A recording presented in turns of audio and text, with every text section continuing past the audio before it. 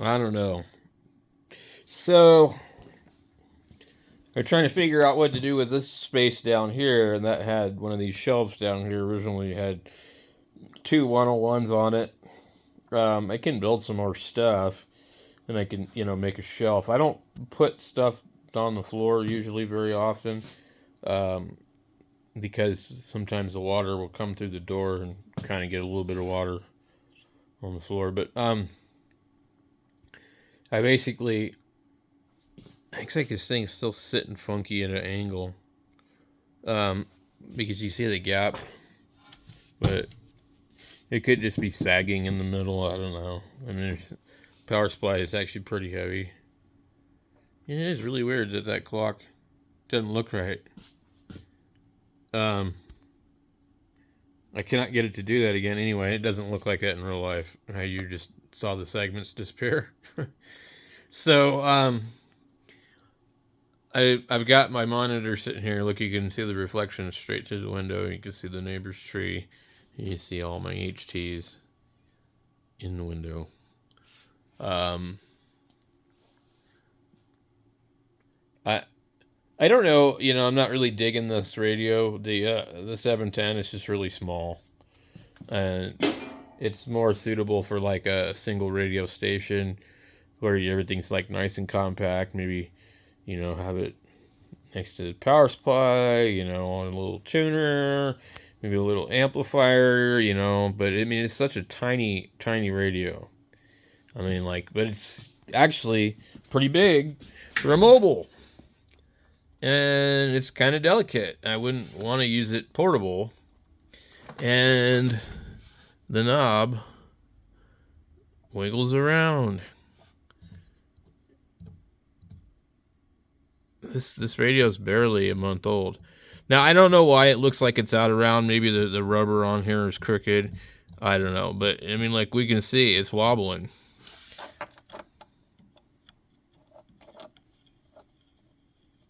This one does the same thing, too, if you watch it. But, and normally, most... That one, I guess, does also. But, let me see here. This one's pretty true. And you get your,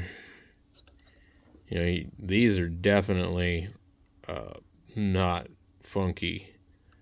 So, why does this thing do this? And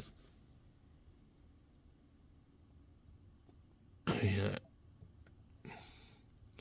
And my friend said he had to look. It looks like mine's bent. It's like, is it bent? I mean, that looks bent to me.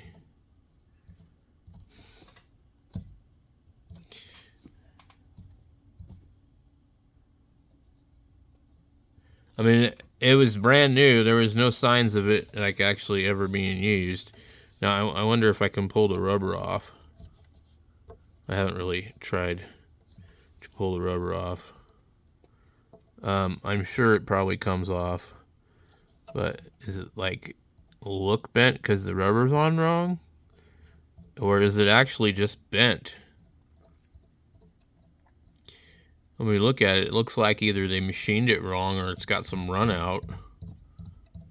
I don't know. So, I mean, I've never had a radio that looked like that brand new. Let's see, where's this one here? And none of these want to spin freely.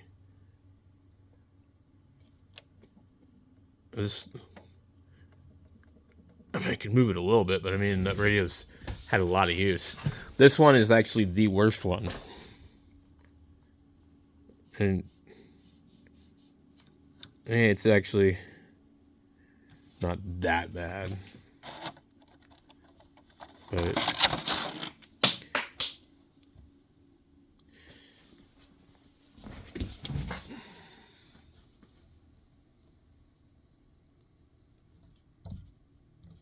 so anyway, But anyway, my friend said he got a second radio, and it was perfect on that one.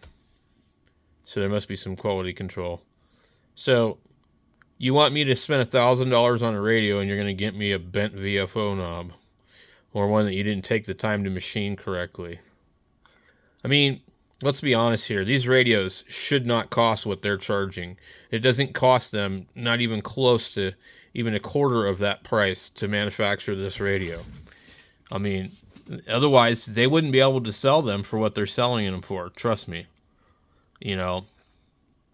So it's kind of like, you know, buying a radio or buying a stereo. Okay. Well, why is a fancy stereo so much cheaper than an entry-level ham radio? Because there's a bigger market for it. So what they do is they bend us over and screw us because we are a niche market. And it's always been that way. But at least, come on, yaesu.